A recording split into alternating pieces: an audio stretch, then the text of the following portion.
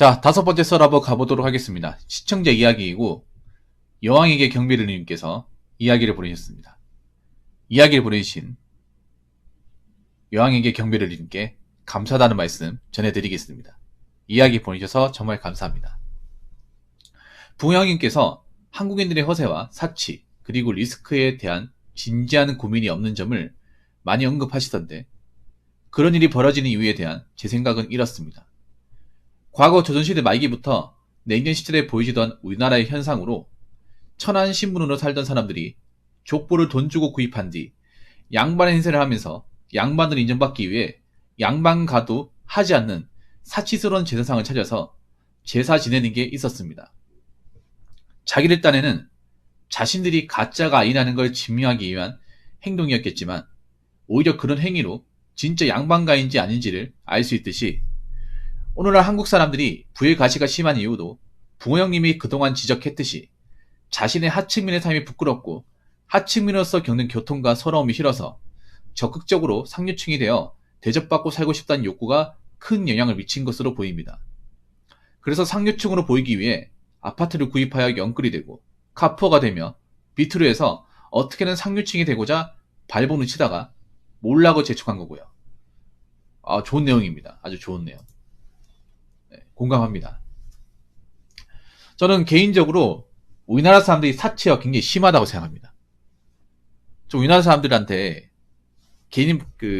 제가 말씀드리면 기분 나쁠 수도 있는데 자기 그릇을 모르는 사람들이 많다고 생각을 해요. 자기 죄를 모르는 사람들이 많다고 생각합니다.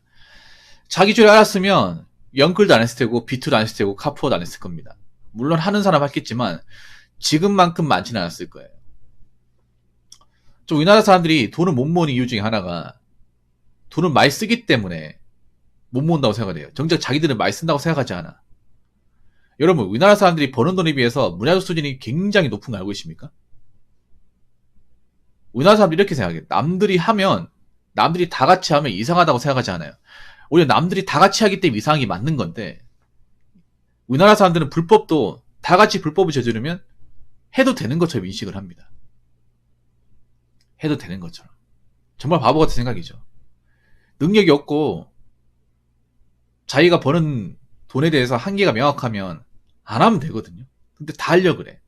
다 하려고 하니까 당연히 돈을 많이 쓰다 보니까 모이는 돈이 적죠.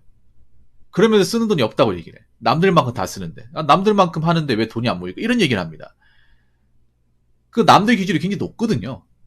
굉장히 높은데 거기에 대해서 이상하다는 생각은 전혀 안 가져요. 그러니까 성장이 안 되는 겁니다.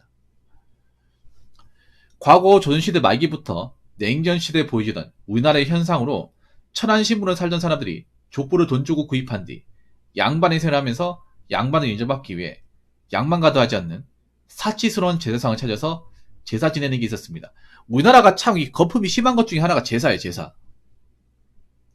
여러분도 아마 공감 많이 하실 것 같은데 우리나라 왜 이렇게 제사상이 많이 올리죠? 없는 집안일수록 제사가 많고 제사 때 굉장히 돈을 많이 씁니다.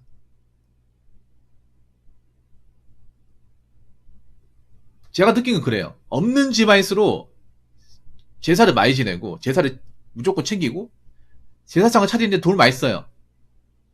그거 많이 차려서 알아주는 것도 아닌데. 우리나라의 가장 허세를 보여주는 게 제사 문화예요. 저 개인적으로 없어졌으면 하는 문화가 제사입니다. 이미 돌아가신 분한테 음식 장수 차려봐야 뭐합니까 그게. 솔직히 말해서. 여러분들 제사에 대해서 어떻게 생각할지 모르겠지만 정말 비효율적이지 않습니까? 가면 갈수록 이 제수용품 가격은 점점 비싸지고 많은 젊은 사람들은 제사에 대해서 별로 중요하게 생각하는 사람도 없고 오히려 낭비라고 생각하고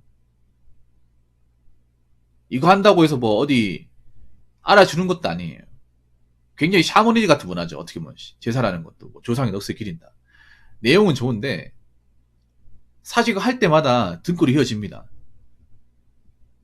보통 제사 같은 거 한번 차리면 한 50만원 듭니다. 난 제일 어이없는 게 그런 겁니다. 이미 돌아가시고 볼 수 없는 사람인데 그분한테 백날 첫날 이거 음식 갖다 바치면서 지내봐야 뭘 그렇게 알아준다는 겁니까?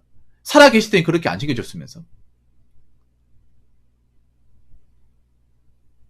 저는 개인적으로 돌아가신 분한테 넋을 기르는 거 별로 좋아하지 않습니다. 살아있을 때 잘해줘요. 살아있을 때. 꼭 살아있을 때 못해준 분들이 돌아가시고 나서 후회되니까 더 잘 챙기려고 그래요. 그러면서 같이 살아있는 사람들한테 굉장히 이것저것 많이 요구합니다. 제사 같은 거. 음식 같은 거 뭐 허투루 올리면 안 된다고. 없으면 없이 해도 되고, 솔직히 난 제사 생략해야 된다고 생각하거든요. 근데 없는 집안에서도 제사 부심이 굉장히 장난 아니에요. 제가 겪어본 결과 없는 집안에서도 제사에 목숨 걸어.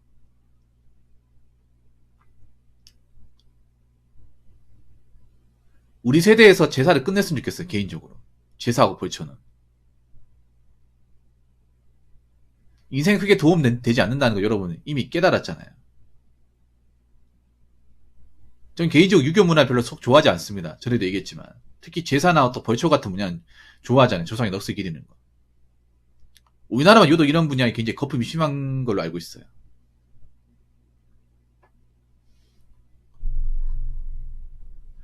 오늘은 한국 사람들이 부의 가시가 심한 이유도 붕어 형이 그동안 지적했듯이 자신의 하층민의 삶이 부끄럽고 하층민으로서 겪는 교통과 서러움이 싫어서 적극적으로 상류층이 되어 대접받고 살고 싶다는 욕구가 큰 영향을 미친 것으로 보입니다. 하층민의 삶이 부끄럽다고? 그럼 나중에 살면 안 부끄럽나? 지금 삶이 부끄러워도 나중을 생각해서라도 좀 더 이제 아끼고 고생하면 하층민에서 올라가잖아요. 여러분 내가 얘기하고 싶은 그런 거야. 지금 하층민의 삶을 부끄러워할 게 아니라 지금 하층민의 자신의 삶을 인정하고 받아들이고 돈을 어떻게든 모아서 성장하면 지금 하층민에서 올라가잖아요. 왜 그 생각을 못하는 거야? 여러분 왜 하층민이 계속 하층민이 되는지 아십니까? 왜 가난한 사람이 계속 가난한 사람인지 아세요? 이 삶을 부끄러워하거든. 부끄러워하고 자꾸 돈으로 감추려고 그래. 돈을 모아서 나올 생각을 해야 되는데 모아서 나올 생각을 하는 게 아니라 자꾸 있잖아. 물건을 사가지고 사치품으로 그걸 가지려고 그래. 그래서 제가 가난한 동네를 싫어하는 이유가 10년 뒤, 20년 뒤 그 동네 살고 있는 사람들이 많다고 하죠. 돈이 안 모이니까. 돈이 안 모이는데 자기들은 왜 이 동네 탈출 못하는지 이해를 못해요.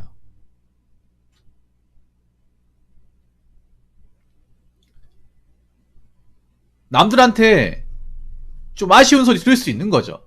그래도 나중에 생각하면 돈을 몇 푼 모아서 나올 수 있는 거잖아. 왜 그 생각을 못하는 거예요? 10년만 참고 돈을 모아서 나오면 이 하층민의 생활 끝나는 거 아니야. 이사 갈 수 있는 거잖아. 내가 제일 부러운 사람이 어떤 사람인지 아세요? 못 사는 동네에 살다가 뭐 아파트 청약 당첨되거나 좀 넓은 집 이사 간다고 하는 사람이 제일 부러웠어. 그리고 그렇게 이사 간 사람들은 두 번 다시 이 동네 돌아오지 않아요. 뭔가 잘 돼가지고 이사 가신 분들, 가난한 동네에서 이제 잘 돼가 이사 가신 분들 많지가 않은데 그런 분들 이사 가면 두 번 다시 이 동네 발도 안 들이립니다. 그냥 끝이에요. 이사 가는 순간 끝이야. 이거 아마 겪어보신 분들 계실 거예요. 왜냐? 자꾸 이 동네를 되돌아보자. 그럼 내 가난했던 우울한 시절이 자꾸 생각나기 때문에 힘들게 여기 이제 돈 모아서 나오는 거기 때문에 오고 싶지 않은 거예요. 여러분. 저는 그거 이해하거든요. 서민들이 왜 서민인지 아십니까? 서민들이 자꾸 있잖아요. 뭔가 악착같이 노력해서 이제 조금씩 올라가면 되는 건데 그런 노력을 부정을 해요. 에이 돈 몇 푼 모아봤자 뭐 집도 못 사는데 집을 못 산다 하더라도 모아놓으면 힘이 되잖아. 돈 모아놓으면. 서민들이 돈 관리를 잘 못해요. 여러 가지 이유가 있지만 서민들이 돈 관리 잘 못하는 경우가 굉장히 많아요. 그리고 하고 싶은 게 많아요. 서민들이 돈을 많이 써요. 서민 이유가 있어요, 여러분. 서민들이 보면 항상 뭐 그런 거잖아. 뭐 전기세 올라가고 난방비 올라가자. 그러면 우리 같은 서민들 어떻게 살려고 하잖아요. 살 수 있거든요. 자기들이 쓰는 돈 줄이면 살 수 있어. 술 안 먹고 담배 안 피면 살 수 있어. 사치분 같은 거 안 쓰면 살 수 있는데 서민들이 웃긴 게 그런 거야. 당장 전기세 올라가는 몇 프로 올라가는 거 굉장히 아쉬워하면서 정작 자기들이 쓰는 뭐 술값이나 밥값이나 담배값이나 자동차 값이나 안 아까워해요. 쓸 것 다 쓰면서 막상 그런 거 공과금 올라가는 건 굉장히 노발대발합니다. 그게 서민이에요. 나 그게 정말 싫었어 나는 어릴 때부터. 자기들도 서민으로 꿀리지 않으려고 남들한테 서민 소리 안 들으려고 겉으로는 정말 있는 척하면서 보통 사람 누리는 거 다 누리면서 그렇게 돈을 쓰면서 막상 이 전기세나 뭐 요금 올라가는 건 굉장히 노발대발합니다. 그런 거 진짜 많이 봤어요. 지금도 그렇잖아. 뉴스 같은 데 나오면 여러분들 그런 거 기분 나쁘지 않나요? 서민들이 막 물가 올라가면 막 뭐 서민들 삶 파득해진다고 뭔가 가지고 노는 것 같아 서민들을. 제가 봤던 서민들은요, 하고 싶은 거 더 많아요. 하고 싶은 거 못해가지고 힘든 게 아니야. 하고 싶은 거 다 하니까 더 못 올라오는 거야.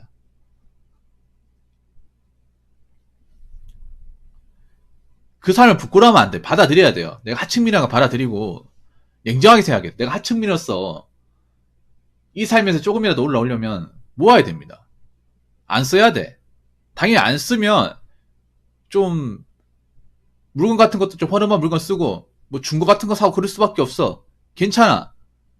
좀 참으면 돼. 계속 참아 나가면 돈이 모이거든요. 돈 모아서 이 동네 나가면 돼. 그러면 하층민으로서 살면 끝나는 거야. 그래서 제가 감히 말씀드리고 싶은 거는 가난한 환경에 자라신 분들, 가난을 인정하세요. 부끄러워하지 마시고. 인정하시고 어떻게 하면 현실적으로 이 가난을 탈출하고 이 동네에서 빠져나올 수 있을까 이 생각만 해. 이걸 1순위로 두세요. 이 동네는 빠져나와야겠다. 돈을 모아서. 이사 가야겠다. 이걸 인생의 1순위 두시고 뭐 남들이 가지는 물건을 쓴다거나 폰을 바꾼다거나 차를 구입한다 이런 거는 다 캔슬하세요. 냉정하지만 다 캔슬해. 이렇게 얘기하면 나한테 이렇게 반문하는 사람이 있을 거예요. 아 붕어 형 그렇게 살면 어떻게 힘들게 어떻게 삽니까? 살 수 있어요. 왜 못 산다 그래? 해보지도 않고.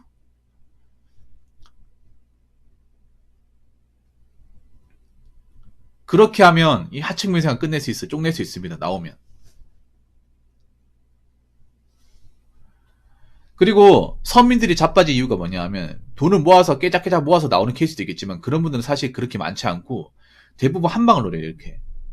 뭔가 가난을 한 번에 탈출하기 위해서. 왜냐하면 이렇게 돈을 모아서 나오는 건 시간이 오래 걸리고 너무 티가 안 나기 때문에 결과가 바로 증명되잖아. 그래서 결과가 바로 증명되는 것을 원하기 위해서 이런 영끌 비투를 많이 합니다. 한 번에 올라가기 위해서.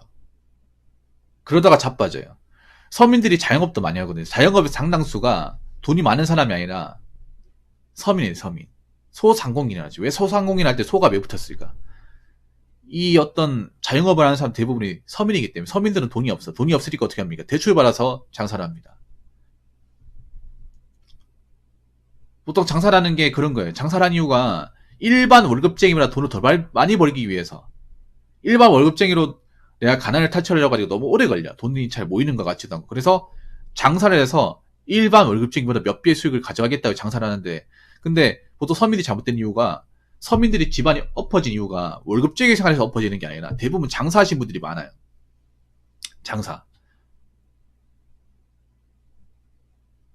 주변에 어릴 때도 못 살았지만 나이 먹어서도 이제 가난이 늪에 빠지신 분들 보면 장사를 계속 하는데 계속 말아먹어요.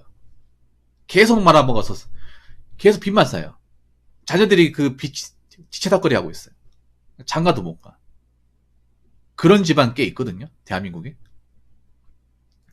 가난을 한 번에 뭔가 월급 모아가지고 하기엔 너무 오래 걸리니까 단시간에 빨리 할 수 있는 걸 찾는 거야. 그게 뭐니까. 뭐 비투도 있겠지만 보통은 자영업이에요. 뭐 자영업이 잘 되는 사람도 있겠지만 대체로 잘 안 돼.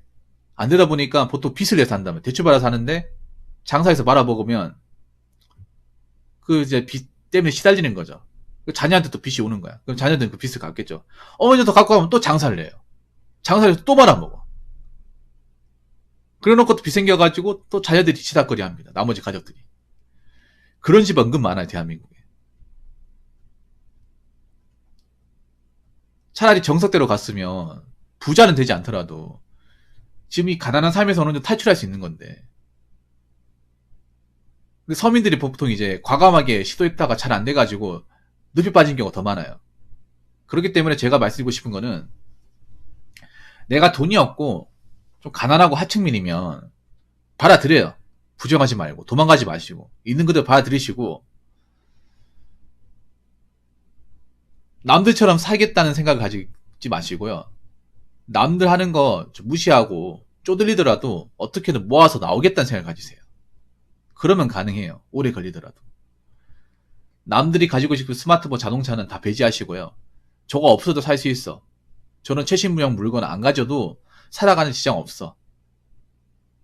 당장은 좀 쪼들리겠지만 나중에 생각하면 괜찮아. 그런 마인드 살아가시면 하층민 탈출할 수 있어요. 부자는 안 되더라도. 그래서 좀 뭐 듣기 기분 나쁘겠지만 지금 삶 부끄러워하지 마시고 느림보 거북이의 마음으로 지금 버는 돈 함부로 쓰지 말고 차곡차곡 모아서 안 좋은 동네에서 하루빨리 나오셨으면 좋겠습니다.